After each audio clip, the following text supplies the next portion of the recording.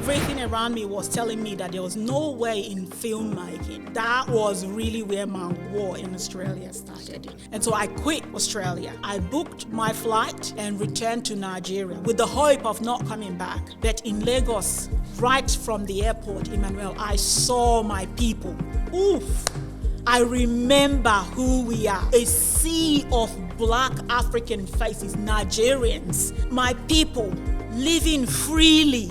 I have seen that strength in my mother. So I turned all my pain into strength. Would you say that was the point you realized you had a story the world needed to hear? No.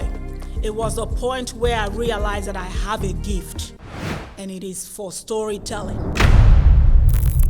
Jessica, how are you today? I'm doing very well, thank you. Thanks for coming to Becoming the CEO podcast. It's really an honor to have you here, to be honest. I really look forward to having this conversation with you. We had a bit of back and forth, on this. Even today, we had a bit of challenge, but finally we're here and we're having this. Isn't it amazing? I'm excited. Cool. So one thing I usually like to ask my audience, my guests, is what would you like my audience, the viewers, to know about you, Jessica, your journey, and what led you to this moment you are in time? My journey is about overcoming the challenges of a black migrant, black African Australian woman. I know we got a lot of African migrants, Australians, and we all have our unique journey and stories, but mine is tied to passion, something that we have in us, and just that journey to pursuing what I feel it's right for me in Australia, in a place where, people like myself, they have the expectation of them. We have the expectation of us in Australia, and what I am passionate about is not in that line, it's not in that space that I was expected to be in. And, having a passion for filmmaking, when I came to Australia, doing my research and trying to see whether there is anyone like myself who is in the industry of film in Australia, there was none. Google was telling me none, okay? So, yes, none, but this is something that I want to do. This is something that I grew up knowing and being good at. I was very good at storytelling, and to say that there is no space for me, that was my first blow in Australia, okay? And I have sacrificed myself for my family back home. So I married an Australian at a very early age. I was only 21, 22, and I married someone who was almost twice my age. Not because I wanted to help myself, but I wanted to help my family. So it was to do with my family, my mother, who's a widow, and my 4 younger siblings. And long story short, that I just landed in Australia. So having made that sacrifice for my family, my only joy, the only thing of pleasure left in me was that passion for storytelling. But then when I looked around and there was no single person like myself in that space, I just fell flat, So succumbing to nursing, which was the expectation. When I looked around me, majority of the Africans around were all in the healthcare industry. They were the ones that are carers. They are the ones that are, they were just all in subservient type of profession, if you know what I mean. And I just want to wear long pants and sleeves and deck up, but there was just nothing. So I surrendered to that path of nursing, and that's where that title of the book came from. It is that journey, that 1 year of just being in something that is not you. Nursing did not resonate with who I am. It did not resonate with all that I carry inside me. Little did I know that the things I carried inside me that I only knew 2% of it as I then, you know what I mean? And I just went through that war, listening to medical terms like syringe this and syringe that. These are not the terms that I want to hear, you know? I want to be in the space of storytelling. And so my journey was quitting that and going after me. So that was really where my war in Australia started. Okay. I went head on, knowing that there was no way for me. Everything around me was telling me that there was no way in filmmaking, but I enrolled anyway.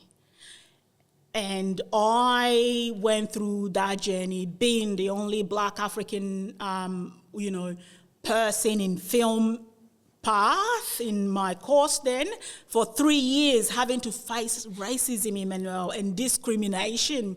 Could not talk in class, could not share anything because I was afraid that my accent was not good enough, okay? I could not answer questions in class. I was wearing wigs to mask myself. My identity just all felt so inferior in this place, you know, just the isolation. And as if all of that wasn't enough, domestic, my then husband, he has lost his job and, he has become violent. And halfway through my studies with film, he has turned alcoholic and I became his punching bag. And so while pregnant with my second child, I was kicked out of home to live in the street with no one, nothing. Okay, so imagine a woman going through that and still firing on with that study. So I turned all my pain, Emmanuel, into strength, and I lashed them all on my studies, and the grades were smiling. But when I finished, I looked around me and realized that the university degree was as useless as toilet paper in Australia. I'll stop you there for a minute. Okay. I want to take us back a bit, and then we'll come to post-uni, because that really, we've known for a while, so I could tell how some of this unfolded, but I want to give my audience a bit of context, all right? So you talked about leaving your home country, which is Nigeria in this case, and you came to Australia. Can you walk us through what led to you leaving Nigeria, all right? You just mentioned you left Nigeria, you got married at 21. To many people, they don't understand what that means, getting married at 21 or getting married off, perhaps against your wish or your will and things like that. These are things that really happen in places where we come from, where your parents could just marry you off without you having a say in it. I don't think it's something a typical Australian or typical Caucasian can relate to, but for us, it is a thing. Can you walk us through that process? To you, okay, there is Jessica, now there is someone who wants to get married to Jessica. Perhaps Jessica didn't want to, but for the condition or situation surrounding her, she had to come to this. And thereafter, obviously, our life changed forever. Some might say for good, some might say for evil, but we thank God for what Jessica is today. But can you take us back a bit to that process? Yeah, I think it started with my mum. So I just grew up loving my mum. She was a mother, not single. My father was, studying away, so I just only knew my mum growing up as a 4 or 5 year old, and my siblings. And she was always working hard and praying for her husband, which is my dad, who was away in the city in search for a better life. And so soon God answered that prayer. My father got a job, and he sent for us to join him in the city. And so this woman finally found a little bit of relief, freedom. But that freedom did not last long before tragedy hit. My father fell sick and died in my mother's arms. And, to make matters worse, his family accused her of being responsible for the death. And so they threw her and her children out in the rain, and they were not sorry. And so we went from frying pan to fire, from, Lagos to village to now village, living in a mud hut with one room. My mother, I just knew she was working hard. Her sufferings were written, Emmanuel, all over her veins. And, from that point, a motivation was just born within me. And I could not wait to grow old, to grow up, and to help set her free from this suffering. She would walk 50 to 100 kilometers, under the rain, under the sun, tilling the soil, just so we could afford 1 or 2 square meals a day. And I had no other motivation but to set my mother free. And so all this time that I, going to secondary school, as we call it, and I just wanted to quickly finish off so that I could go get a job and help my mom.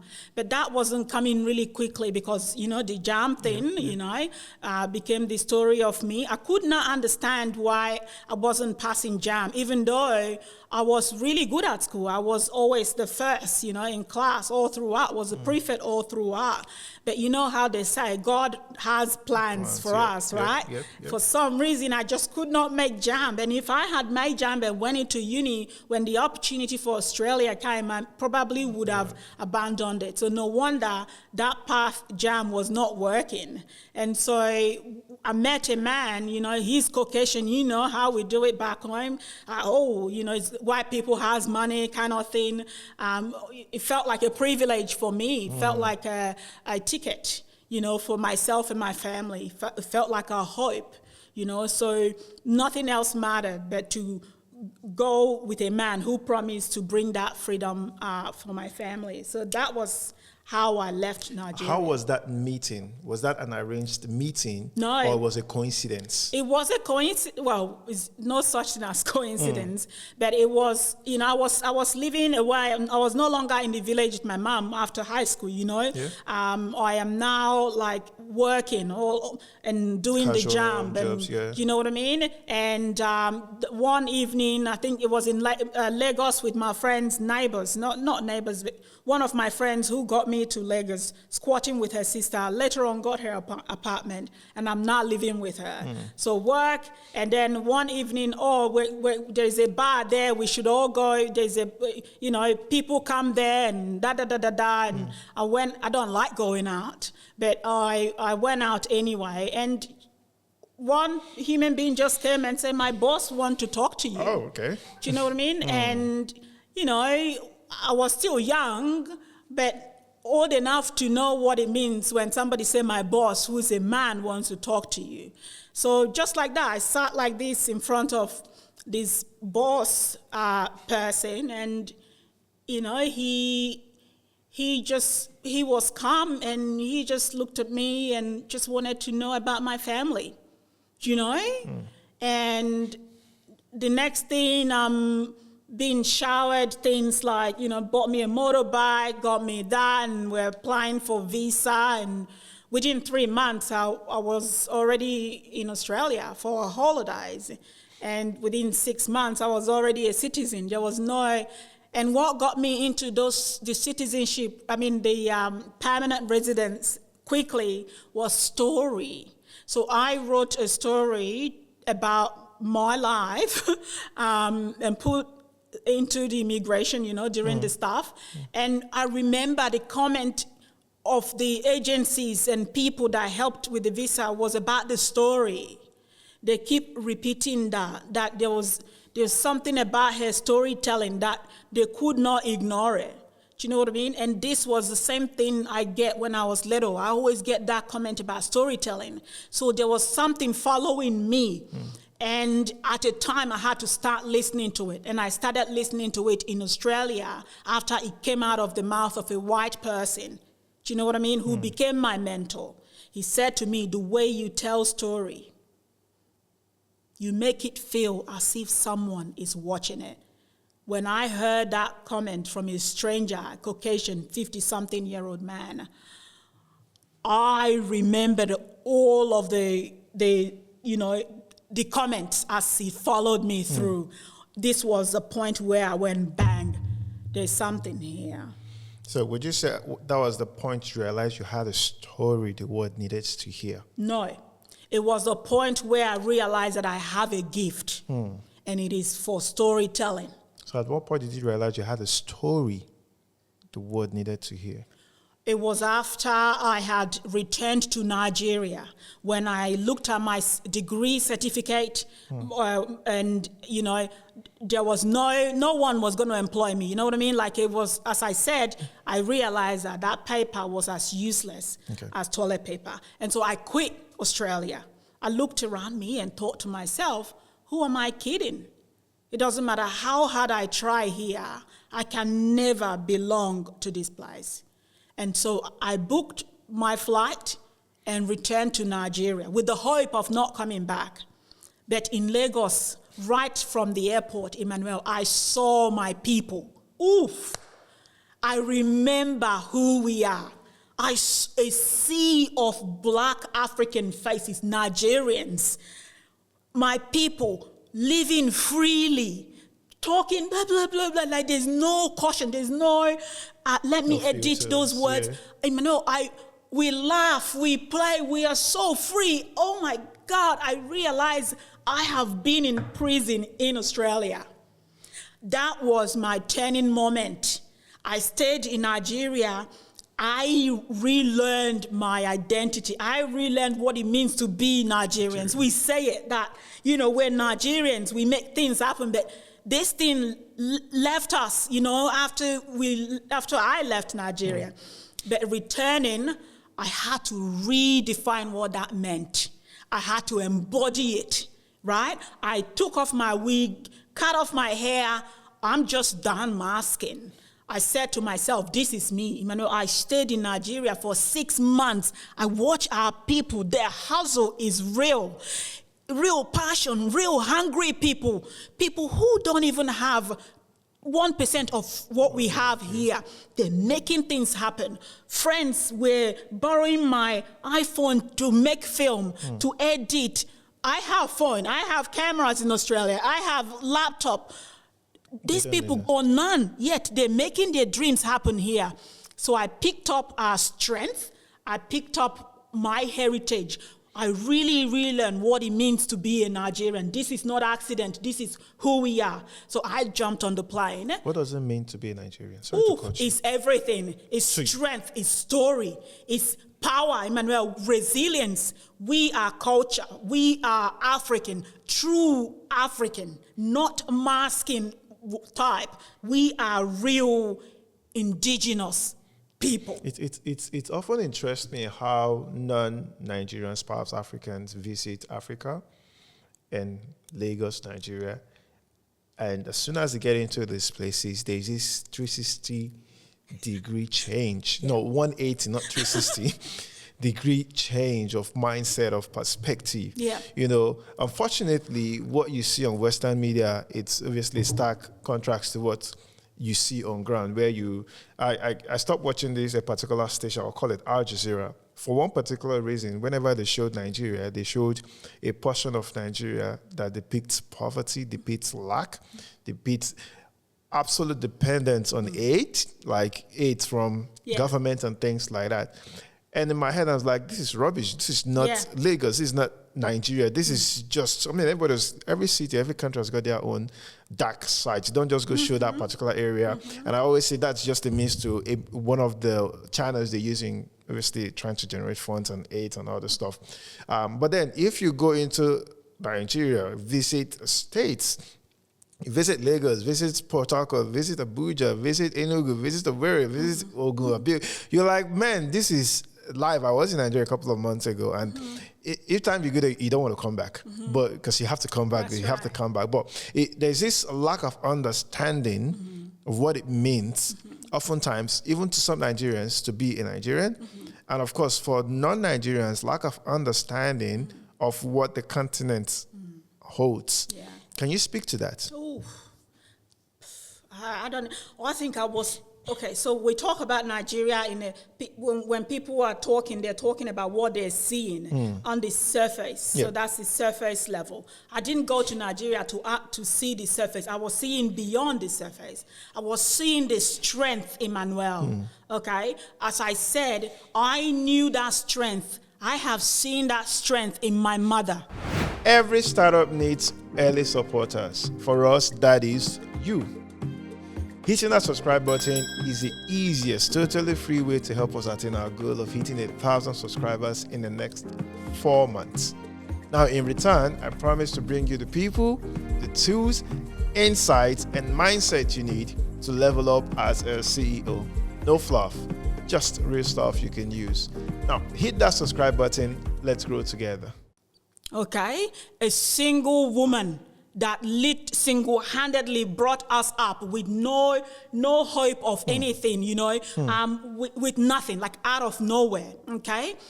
That strength, when I returned, I remember it, and I didn't need to see my mother to remember it. I just see my people. The drive, Emmanuel, is inside them. With all the noise, with all that is going on the surface, the people are hungry. We are talent.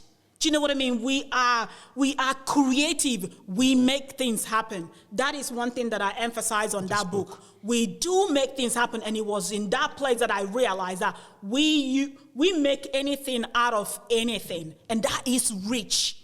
Being able to, I just realized what it means to be one of these people. That heritage, right? And you were talking about the food and all of the incredible stuff. Yes, I had to embody all of that. I realized that my continent is wealthy. Now, government failed Nigeria. Do you understand? My continent is wealthy, and to be born as an African, it's a gift. So I saw that gift and the heritage, the mother's history we carry. And, being a storyteller, that meant a lot to me. Where this accent came from is important. Do you understand? So it's not, I don't know how to speak my accent. Excuse me, this is my mother's tongue. And do you want me to take you back to how it came? Okay. It's very powerful. It's very unique. No one else has it. Beautiful. When I tap onto that was when it was all over for Australians. Joking. No, that's them. I mean, you speak so passionately about this, and of course, I know you, and I understand how passionate you are about this, your story, your journey, and everything that's about Jessica. I'd like to take us further, digress a bit. So, you visited Nigeria, you saw all of this, you experienced all of this. Something eventually brought you back to Australia. All right. Can you talk us briefly on that? Why you came back? Why didn't you stay back in Nigeria? And then, officially, I understand from there on, so many other things started happening. That's actually when we met as well, as soon as you returned back to Nigeria. Can you talk us through that? I realized that Nigeria doesn't need me. I wasn't born for Nigeria. I was born in Nigeria, but I wasn't born for Nigeria. In as much as I feel Nigeria, walking around the street, I know that this is my identity, this is my ground, Emmanuel, but I don't 100% belong. I felt like a stranger too in my country. In what way? In so many ways. People guessing what part of Africa am I from all the time, like questioning me.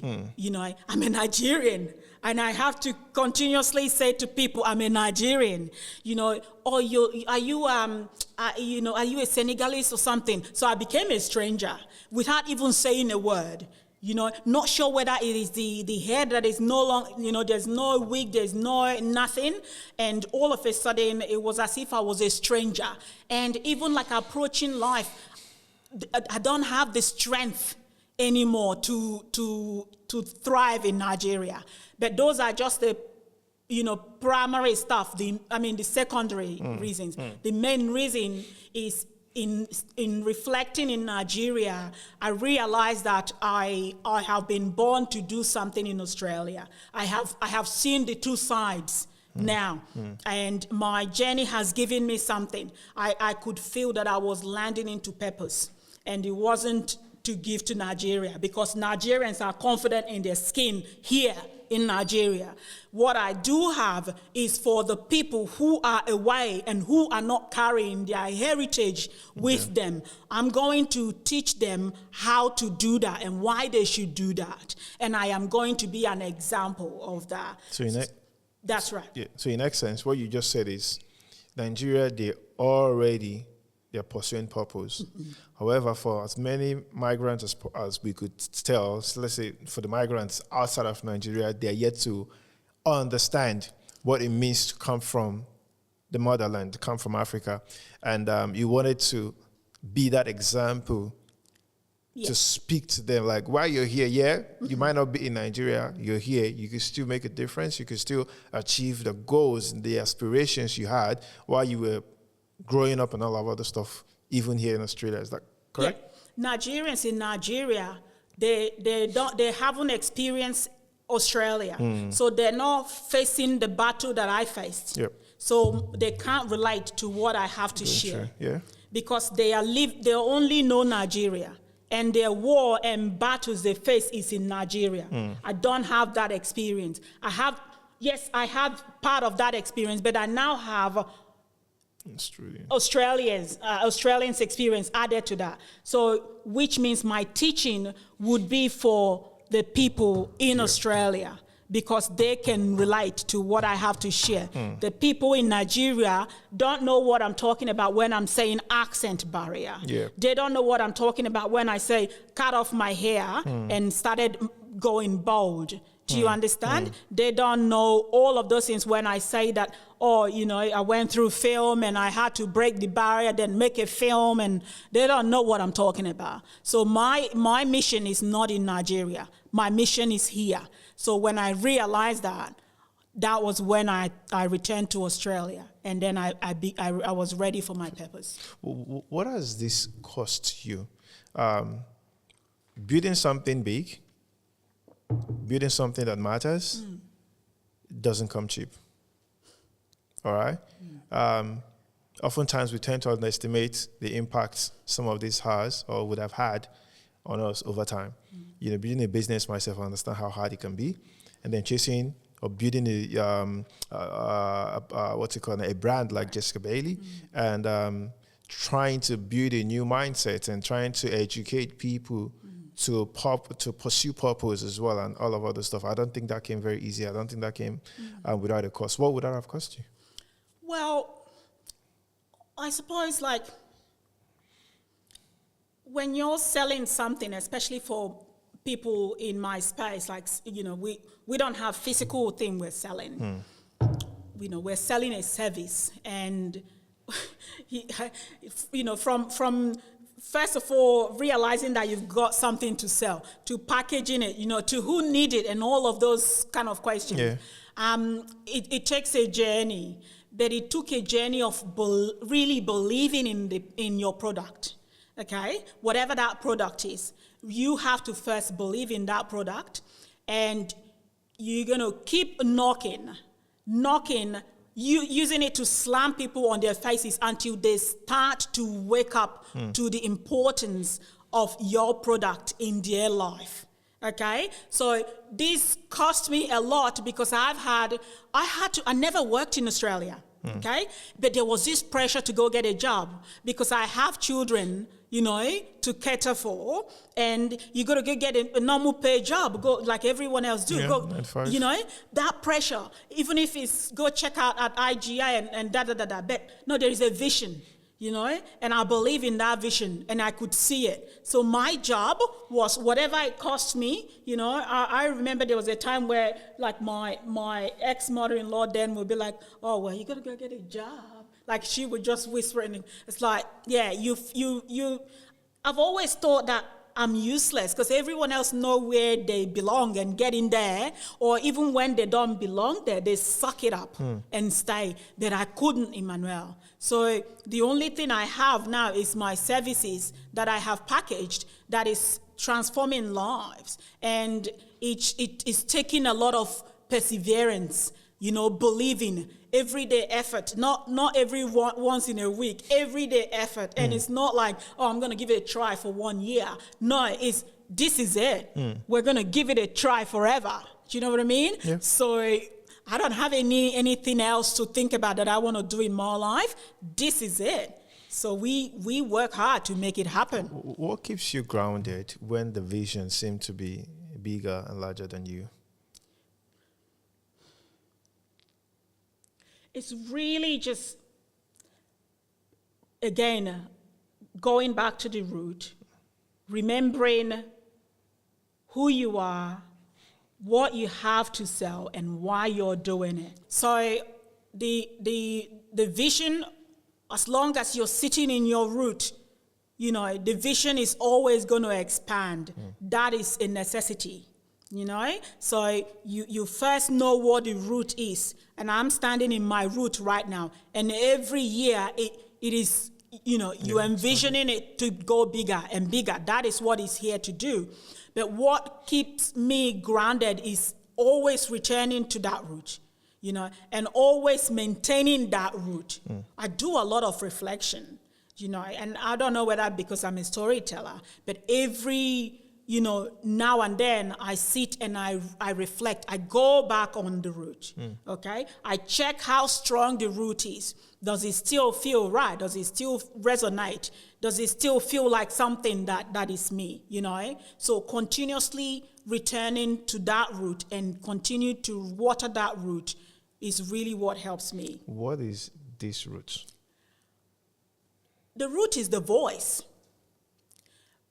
That book talks about the voice. Everybody has come here to embody a particular voice. And the voice comes out as purpose. Your life journey is going to lead you to that. Every soul has come here to embody a particular voice. And by embody, I mean to represent, to express, to give to the world. And no two souls has the same voice. Everybody has their own unique voice, and it's come from your journey. So the soul, Emmanuel, when we are born, we have a mission that we were told to do here. There is a plan, all right? So when we come in here, the plan is, I'm going to go, if you're traveling, if you're working right now, your work people send you, say maybe to UK, for example, for 1 week, trip. Yeah. There is a plan. They're gonna write. You know, you have the stuff you got to tick off, and your flight will be booked to and fro. Yep. The soul, when it's coming here, works in a similar way. It has booked its to and fro ticket. The to is the birth, and the return is the death. Now, the soul comes in, first of all, arrive into the body. I call the soul a traveler. It travels into the body. The body is just a container housing the soul. And when it arrives, that is the first destination for the soul. The next destination is the mission, that the soul would have to walk through a particular portal to get to that mission. And that portal is a portal of pain. And everybody, every human being has a particular pain they've chosen to go through to get them into the land of transformation, where you will be rebirthed. Does that make sense? Yeah. And so my pain has come from passion. That is why all the story I just told you now was about Jessica pushing that she's a storyteller. Okay? It was so strong in me, I could not do anything else. So that is my pain. My pain came through that. There are people that their pain is also could come from abandonment, rejection, loss, like grief. The pain is really, by the time you get to the transformation, it is at that point where you wake up and start to re-question the meaning of you. Do you know what I mean? It's at that place we arrive where, you've lived and done things and but there's just this particular spot you've gotten to and you're starting to reflect. It's like there's something else calling you, and it's no longer, about self. This is about people. This is what we call purpose. The soul has arrived at that purpose, okay? So all the battle the soul went through here, while we look at it, while the physical eye sees it as, challenges and struggles, the soul is actually going through school. Okay, if a child is born and the child say to mom, I want to become a lawyer, We know that that child is not a lawyer right now, but if he goes through school, there will be a day where he would become a lawyer. The school would take the child to that lawyer, right? Or qualify the child to that. The soul, the same thing. He's come to teach something. He's come to become a lawyer, for example, here, okay, as a purpose. But he has to go to school. And the school is the pain that we go through. The soul must go through that. And why does the soul go through that? Because the soul has come to teach what he suffers. Okay. For the soul to become a teacher, it must suffer. It must have suffered what he is teaching now. Okay? So he has to suffer it because that is the best way that the soul can really embody this thing. When the soul come out on the other side and begin teaching that purpose, the world, the people that the soul is here to lead would believe him because he is speaking out of experience. Okay? There is no best teacher but experience. The soul has conquered stuff that he is here to teach. And when he gets to this point, he looks back to the people and say, come on over here, guys. This is how I did it. I can help you get through this. These are the steps I took. That is the point of the journey that the soul goes through. Not every soul makes it through here. Some drop. But if you're able to go through that pain, purpose is in front of you. Okay. And when you get there, you look back. That is what they called rewriting the narrative. That was the point of your arrival on earth. It was for you to rewrite that narrative. My narrative says that because I'm an African woman, I'm like this in Australia, and the white belong here, okay? That was the story that was given to me back home. But Emmanuel, where I am standing here, everybody belongs to the throne. Okay? And that has taken me a journey to get there. So when I look back, I am rewriting that narrative that says that people like myself belong to the bottom. Standing on stage today, I'm saying, no, you're wrong. Everybody belongs to the top. We just have to walk through it. Wow. Wow. That sounded very detailed, but a bit spiritual. All right? Do you believe in spirituality? All right. Do you practice? What's your religion? I'm a Christian. You're a Christian. Good. So essentially what you've just run through is a journey from birth through failures as a journey, your experiences in life as a journey, all right, and arriving at a destination that was predestined. Is that correct? Yes. All right. And God did it. God did it. And then after that, you obviously go through that journey. The journey has prepared you for that destination, rather. Achieve that as a destination, which in quote some people call it purpose. All right. And then after then, it returns back to that. The spirit, the soul. The soul drops the body. Drops the body. As I said, it's a temporal container. Good. It's Airbnb. Okay. So you rented it, and when you're done, the soul leaves. When you finish with your 7 days in the UK, you get out of the Airbnb. Feel good. So the body is just... My head is trying to process. It's quite a lot in my head. I'm trying to process it. I do hope I'll go back and sit and watch it and read it and then and then walk through it, in detail. But I'll go back to the question I asked you earlier. What keeps you grounded? I know we got to the soul conversation through roots, and I asked, what is your root? And then we went through this soul. Yeah. So I want to bring us back there. And I'll ask the question again. What keeps you grounded when it appears that the vision is bigger and larger than you? I'll give you a typical example. You understand? Oftentimes, there's this thing about I'm trying to remember the word, where the flight, it's not a flight. So when we see stuff default by human nature, if you see stuff bigger than you that appears, impossible, the natural human instinct is, I beg, leave this thing, let's go find the next one. Or let's say you come to work every day and you have a series of tasks you want to accomplish. You understand? Oftentimes we leave the bigger tasks that tend to move the needles, and then we're beating around the bush, accomplishing the small ones, the little ones. And then before we finish, time is gone. We'll give an excuse, the day is finished, I couldn't do it. But the main things, we didn't get it done that day. We've just done petty stuff. Because in our head, this thing is maybe hard or bigger than us and stuff like that. Now, that question to you again, what keeps you grounded when this task appears to be bigger or seemingly impossible? Well, I suppose that's why I say, talking about the voice. Yep. When you get to this point, you are excited.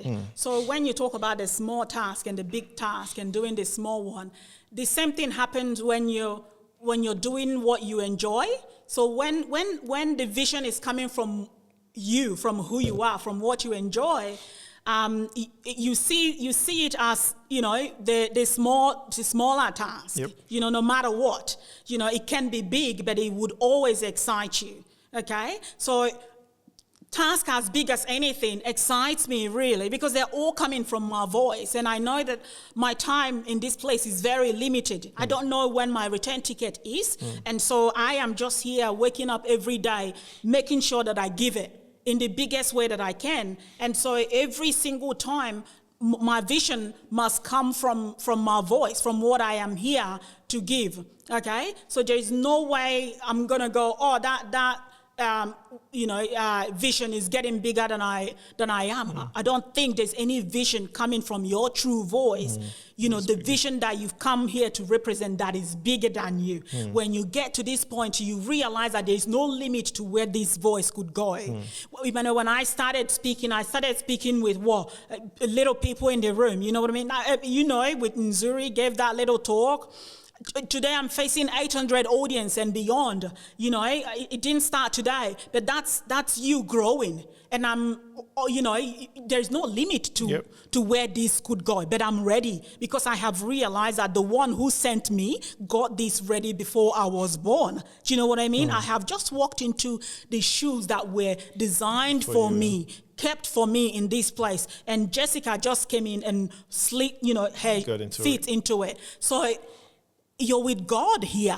You're a messenger here. He's literally here. You're just I call myself a funnel. God speaks through us. So every vision you are putting out through your voice is you and God working together.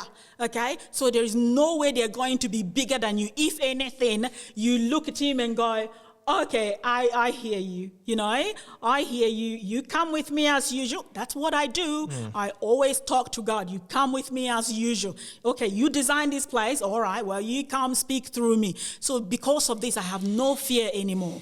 I have confidence in myself. I have confidence in what I teach and what I give. I have confidence in the vision, no matter how massive. It can never be bigger than this world. And we are born for it. Do you know what I mean? Absolutely. So just really knowing what has been given to you as a voice to represent in this place and surrendering to it is really what keeps me grounded. Wow. We'll go to your books. I've got here The Voice, Your True Voice, and that one is launching. So this is not out yet. Come and come to the book launch in first weekend of October. First weekend of October. That's beautiful. So we're launching that along with another book. Along with that, what's the other book? Pieces of Me. Pieces of Me, and then Your True Voice. And then this one particular, I'm so interested in. And by it's the way, free events. Free events. By the way, the picture is mine. I took that photo. I just needed to say that, But I am not a nurse. Now, this book had a short film. It was inspired. It was a true life event, obviously. And this, I call this personally, this was your original story. Yes. Original in the sense that this was the journey, where it all started. That's right. You understand? That was what really redefined who Jessica was. Yeah. And how Jessica has transformed or transfigured, if there's such thing, into who Jessica is today. Now, what inspired this title in brief? I just shared the story. Is the nurse is what I saw. I was expected to become a nurse, and they look at you. You're an African woman. All right, well, you're either gonna be mopping the floor somewhere, or caring for, a disabled person, pushing wheelchair, and that's just what I saw that was expected of me. But, and I did surrender. I said, okay, guys, I hear you. That's where myself and my people belong. So I went through that path by enrolling into the nursing, you know what I mean? Like, did it for 12 months, until I realized that, this is not for me. What was that 12 months like? Tell me. Oh, I'd like to know this story. Prison. All right. At what point did you realize? I know we've talked about the story. Yeah. But it wasn't for me and other stuff. Now, there must have been an experience. There was one you shared with me. I'd like to share it again. There must have been an experience, an encounter you had that got you to that point. No. I can't. This is not me. You understand? I know you shared one. You've talked a lot on this, but there's particular one you shared about you meeting a cadaver. You know what cadaver is? No. Cadaver is dead human, so it's specimen essentially. Yeah. So and you're meant to do stuff on that, and can you share that story? Yeah. So I was doing the nursing, every day, sad. I don't like the uniform. I don't like the shoes. And it's not to say there's anything wrong with nursing. Oh, no. I got a question the other day. My audience was saying to me, where did the title come from? It's nothing to do with nursing. It's not actually about nursing. This title is really speaking to anyone who is found themselves in a role, that isn't feeling true to them, to who they are. This is... If I have my way, I wouldn't be doing this, that kind of thing. If I have my way, I wouldn't be doing electricity. If I have my way, I wouldn't be studying engineering, something like that. Yeah. So it's just, who are you kind of thing. So I have been defined by Australia, because you're African, as I said, but it's not me. So that turning moment came when, there was an invitation to, I think, going to the mortuary, and and I had fear of bodies. When I was growing up, it was my biggest fear, and so this was that very day was when I made a U-turn.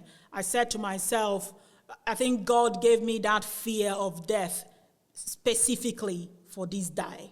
So that was where my U-turn started, and now walking through the filmmaking path, am I a filmmaker? No, I'm actually working on another book saying that I'm not a filmmaker. This question of people trying to tag you, tag something on you. When I won the first funding and the second funding, and made the films, and all of a sudden some of the people around me then started going, then when I started going into speaking, they're saying, "Oh, Jessica, you're trying to deviate from who you are." And I'm like, "How dare you tell me who I am?" There you go again. Somebody trying to tell you who you are. You know what I mean? And you go, "Okay, well, I've told the world that I'm not a nurse, that is filmmaking, but no, I am still not a filmmaker, as I realized today." You know what I mean? It's a journey. The journey to finding who we are. It's like peeling off onions. You can never completely find who you are in this place, because that's the point. God did this way so you can have something to look forward to. You can't know it all. You know what I mean? So every day, just continue to connect with what feels true to you. People will go, "Oh, you've changed. You weren't like this last year. You weren't we're here to change. I can't remain the person that I am last year. This is me now. Every day I am finding myself. And when that phase is done, move on to it and just keep connecting to what is resonating." There is this thing profound about what you just said. Oftentimes, people have said, someone has said to me, "It looks like you have OECD. Is it not OECD? OCD. OCD, right?" Essentially, what she was saying, like, Emmanuel, you're doing quite a few things. You understand? Similar. Like you're doing quite a few things. Can you not just do one thing?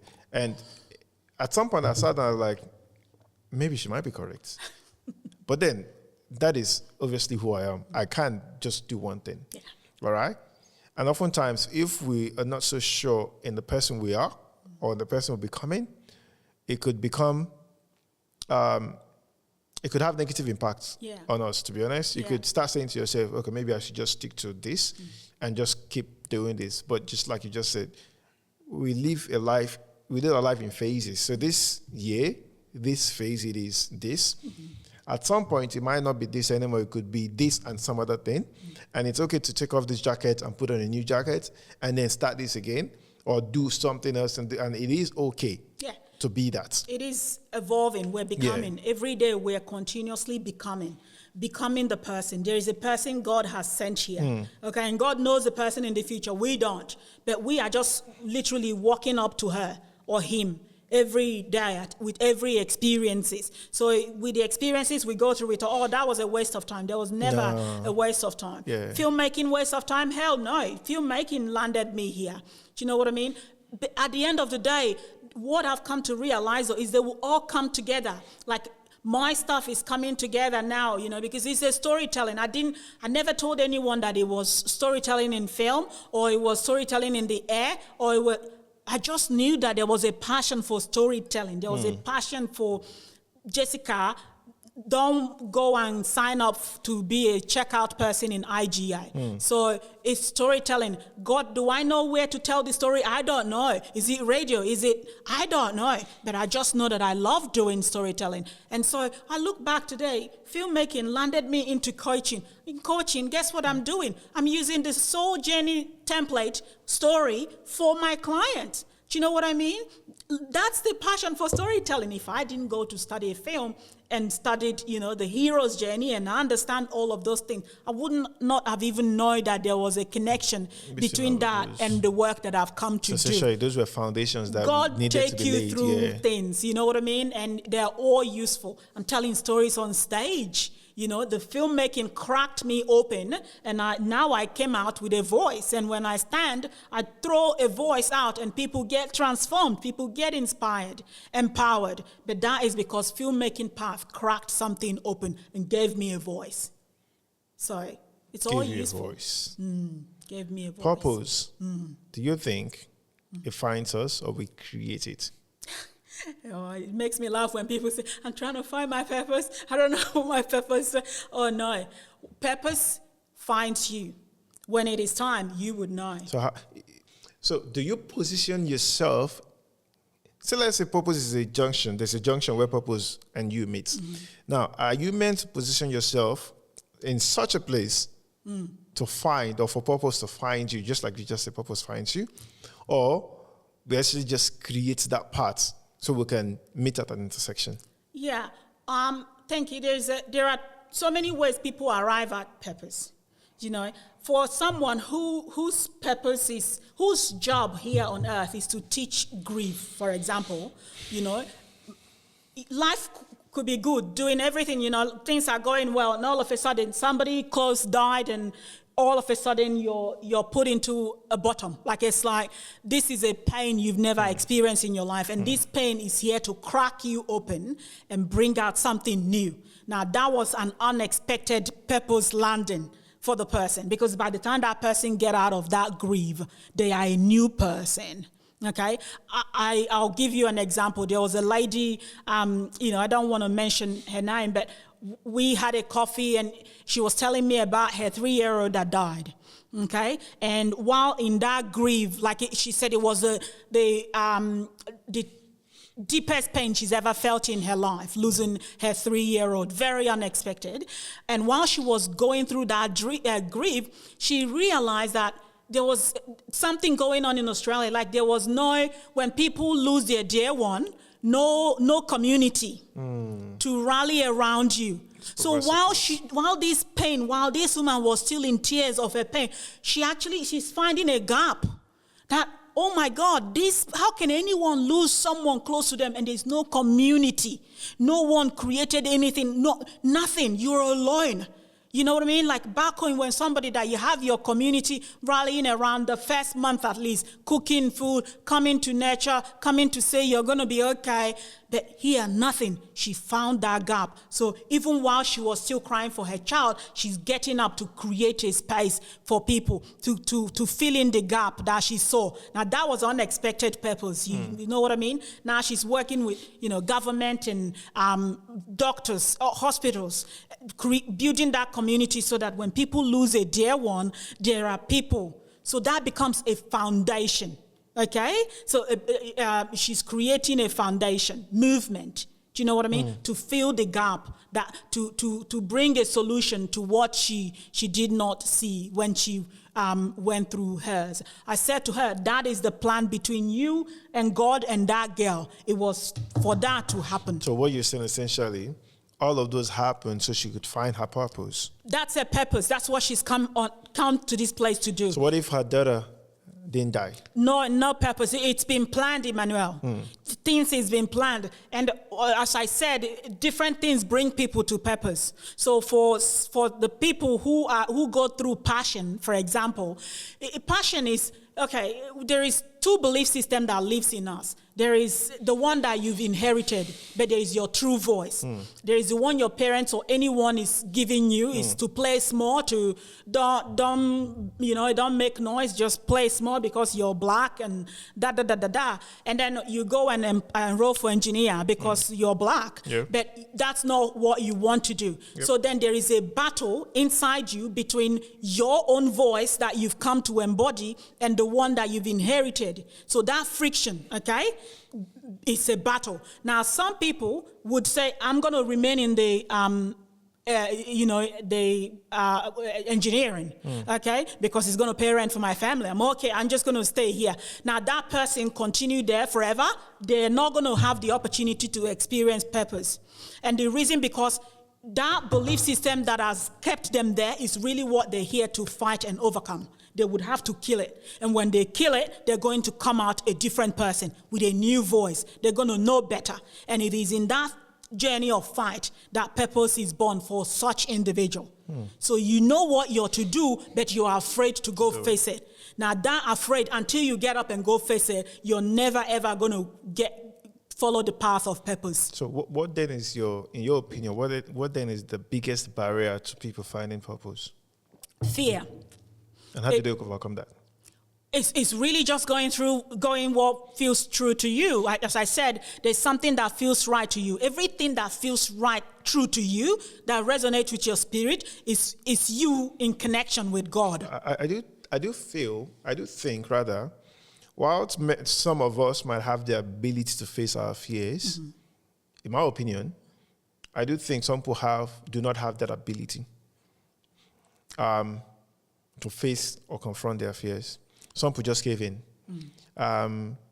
Truthfully so, they might not have gone through the experiences you've gone through that has gotten you to where you are today. And remember, experiences build us a lot. All right, so we talk about depression here. For many people, depression is real. To some other people, it's just a phase in life. You understand. But I do believe depression is real. And some people just cave into depression at the slightest challenge life throws at them and things like that. So how would you speak to that person that you think or that I think might not be able to overcome their fears or face their fears? Because you're a coach, right? And one of the things you do is to help people face their fears. And if I come to you, Jess, look, I have this XYZ, I'm afraid, I don't know how to do it. And I'm honestly incapable of facing this fear. What would be your advice to me? It's what feels true to you. Again, we always push it to what we don't look at negative because that's going back. We target what's positive with you. Are there plans you can put in place for this person? Not necessarily. Because saying what feels true to you, I do think that might be subjective. Yeah. But are there processes you can say, okay, let's go through this? Yeah. Okay, speak to that. It is really going through their story. It's holding that space for them to really reflect on themselves, go through the journey, and they would start to, the coaching journey that I do and mentoring, it literally breaks you, and then it makes you break yourself, not me breaking you, because I'm going to give you what's true. And you're going to see it in your story, literally. And because when people start to see, people don't understand life. That's why we suffer. The philosophy of life is what I have put in that book. That's why we suffer. Because if anyone I'm glad that I had that stubbornness, and not everybody have it. But if you have that, initial preparation, somebody say, this is how life works, Jessica. Like the hero's journey, the film, feature film you watch, that is exactly the soul's template, very close. If somebody give me that, if you're watching a movie, you see a hero in the beginning with a belief system, that they are not able to overcome. It believes every Hollywood feature film begins with the hero journey in a belief system that makes them small. Classical Hollywood film, watch it. And you're going to see how they're going to, from that place, there will be a catalyst, which is like a call. It's called a call to action. That call could be, simple as anything. But the point is, it's going to catapult you from that place. It could be a job that you no longer love. Okay? That you never loved, okay? And it's going to move you. Sometimes the catalyst come as a force, like it come and uproot you, where it's like, okay, well, there is a fight in Australia and everybody have to evacuate. And that changed your life trajectory, Emmanuel, wouldn't it? Right? So there are those force that comes, but other times it gives you the option of moving. Yep. It's telling you, hey, this place, you don't like this place. Why are you here? That you're battling with this thing every day, sitting down, doing what you don't love. Now, some people will sit there and go, nothing, I don't want to go. But if you understand the hero's journey, which is the feature film, we know that the hero, by the time we get to the 90 minutes film, which is the ending, the hero is going to win because they always win, right? Every human being here is a hero. So if I sit you down and give you the template of life, when you see what's ahead of you in that, what God promised you, in that path that is resonating with your soul, because you don't even know half of it, Emmanuel. I didn't know that a tiny little girl like myself would be, earning hourly on my own, just sitting down by what I created. You know what I mean? Just from storytelling. God gave you this thing. This is your wealth. Okay? But people don't know what that means and how that works. And so my job as a coach and a mentor is to really sample this thing for them. And when you see it, you will get up and you will step into a path that promised you something. Okay. That's very inspiring, Jessica. I've got one or two more questions, and then we'll start wrapping up. I'd like to share one story. You've had quite a few sessions with people, I'll assume. What is the one thing you find as a denominator amongst all of these people? So a typical example I'll give would be, so you've spoken to A, B, C, D, E, F, stuff like that. One thing that keeps people from achieving purpose you found to be common amongst all the people you've spoken to, what would that be? Fear. Fear. Fear. Lack of self-confidence in themselves. Lack of believing in what they carry. So they are afraid. I don't know whether people are going to believe me. Who am I to say that I know anything? All of this, it's all to do with fear. There's just one thing I know, it's fear. Everybody's scared. They want you to hold your hands. And that's where coaches are handy. Because coaches, as soon as a coach comes into your life, you're no longer alone. So every person stepping up little by little, it's like a child. A child in primary school, they need their mother. They need mom. Mom, I'm going to be speaking at assembly today. Are you going to come with me? Yes, honey. Of course I'm going to be there. You're not alone. I'm going to stand right next to you, and you're going to do amazing because I know all the things that you are good at. You are good at this, honey. The coach is that mom. That provides that support. That's right. The coach is there. So when the child realizes that the mom is there, they go. And then they realize that, oh, it's not that scary. Oh, you're right. So you stay with them, and they are slowly taking off. One of my clients, I remember when we started, she was like, I don't know if I have anything, 6 months later, she's written her first book. We're 12 months in now. She's halfway through her second one. And now she's doing everything, becoming a keynote speaker and flying. This is somebody who just broke in the middle of nowhere and go, I don't have anything to give to the world. Every time I see her email, and I'm just going, look at that. Look at all the amazing things you carry. I was actually going to ask you this question, but I skipped it, but now we're here. you've written quite a few books and you'll keep writing. The Jessica I met in 2019, I didn't think she was capable of writing a book, and I know we've talked about it then. But today, Jessica is writing books. Now, for someone listening and watching, essentially you've taken your life story, your experiences, and the things you've been through in life, you've put it together in form of a film, a short film, as well as in books. I believe that comes with experience, and there's a process to all of this. So if you're speaking to an audience, say, let's say one of us in here that wants to write a book, or we don't, not just writing a book, we want to document our life experiences in the book form, and we don't know how to do it. What would that process be? How do I start by taking what's in my head, the experience I've gone through, penning it down in a book form for the world to see? I do, there's a workshop I run that get people started with books. And it literally just broke your book into three. So to get up and say, oh, I feel like my life journey, there's something to tell, right? There's something to make, a film out of, or to write a book on. Then it tells me that you got a new truth that is different to the one you started with, okay? It tells me that you've gained a life knowledge and you're about to share it, okay? You now know better compared to how you started. There's something new you now realize about life, okay? So you write that down. That's what you know. That thing that you know. Most times, writing a book, people usually start when purpose is kicking in, okay? So that truth is your voice. So really, really nail down to the truth you just learned. Nail it, put it there. Number one, this is my truth. Then number two is, how did you get into that truth? What was the journey, okay? I don't want you to write me 100 pages of the journey.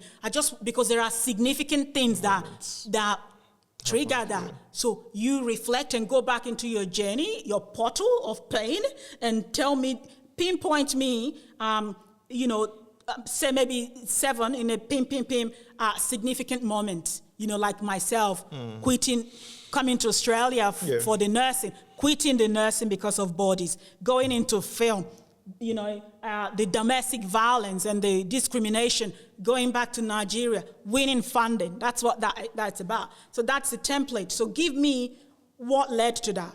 There's something that led to your new truth. That's your number two.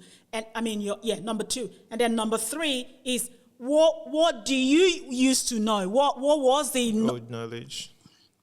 Like myself, my old knowledge was, black people belong to the bottom and white people belong to the top. So that was what I knew. And I went through my journey and came out with a truth that said, actually, no, everybody belong here. So that is my number one, okay? Then this is how I got there.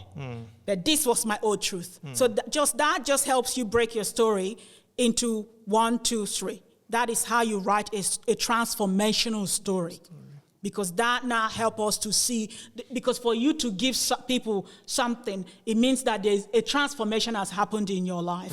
And people want to know what that transformation is. So before we go and produce a big book, let's just put it into a bullet point of that transformation. And you can see it really visually on page, because then you can really think about it and start to nail it more and more, make it a theme and go, okay, it looks like people actually, this is important for people. You sit on it, you reflect on it, talk about it, reflect more and more, and your book is simmering already. And as soon as you have that 1, 2, 3, your book is started.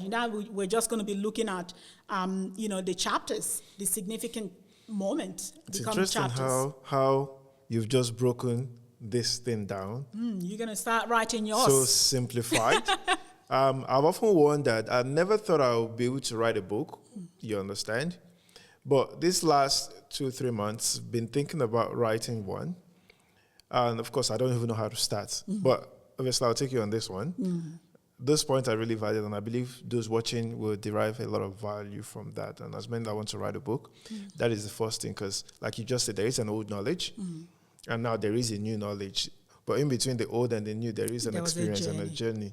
There are key moments in life. You can document each of those key moments in life that brought you to where you are, and then you have a book. Thank you so much, Jessica. What a way to end this podcast. Oh, my God. Thank you so much. I really appreciate it. Thank you. I just do one more last thing. Okay. Do you have any question for me? No, I think I'm just excited to see you doing this. Thank you. I know that you will come to this because you have followed the path. I knew that you would one day arrive in purpose, and I think you're stepping into it now. And what an incredible way to do it. Again, because I said, everything God has gifted us with is for a reason. So it's not just the journey, but the gift as well. Now look at the stuff you're using.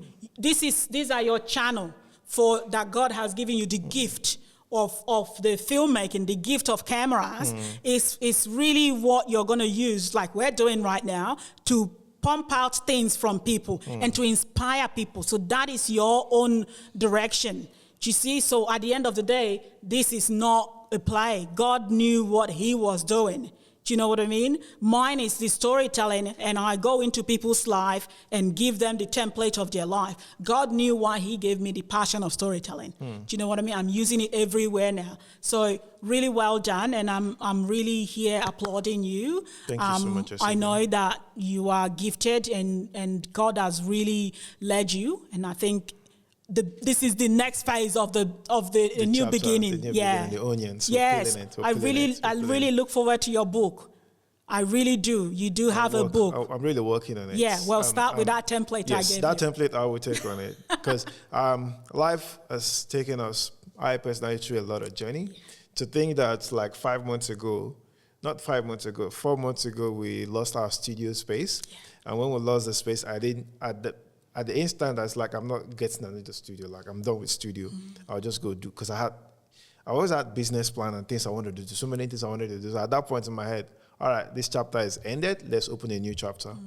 But thank God I listened to my wife. She's like, no, we're not done yet. We'll have to go into another space. And so here we are. Yeah. And here we are. We're doing this again. God helping us. We'll keep finding purpose. Yeah. Thanks so much, Jessica, for coming. Thank you. I do really appreciate you coming to this podcast. At this point, I'd like to say thank you. Have a wonderful day. I'll see you many other times. Thank you, Emmanuel. Easy. Appreciate you. Thank you. What strikes me most about Jessica's journey is this. Being a CEO isn't just about leading a company. It's about yourself. It's about the courage to confront silence, the discipline to redefine purpose on your own terms, and the resilience to fight for your truest self, no matter how uncomfortable that process may be. Because at the end of the day, building something that matters starts with becoming someone who matters to themselves first. So as you step away from this episode today, ask yourself, what silence do I need to confront? Or maybe what fear do I need to confront? How am I defining purpose for myself? Am I becoming the truest version of me, or just the version the world expects? That is what becoming a CEO is all about. Not just the titles, not just the companies, but the inner work that makes the outer work meaningful. If this conversation spoke to you, share it with someone who needs the reminder. Subscribe, tag us, and let's get building, not just businesses, but lives of purpose. See you next time.